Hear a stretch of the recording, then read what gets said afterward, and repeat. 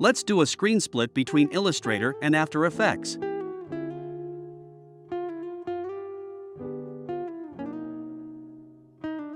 Use Illustrator. Create a shape layer. Use After Effects. Load the data from Illustrator. Place it on the timeline. Right-click. Click Create. Create shapes from vector layer. Place the video. Change the scale and position values and place. The first one is completed. Use Illustrator. Copy the shape layer. Add a new layer. Change the shape layer design.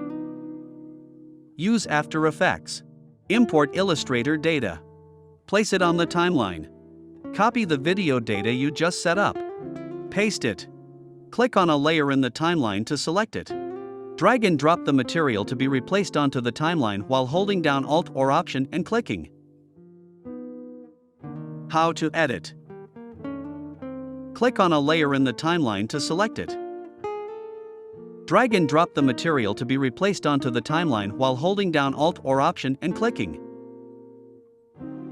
You can also select a shape layer and change the color of the paint.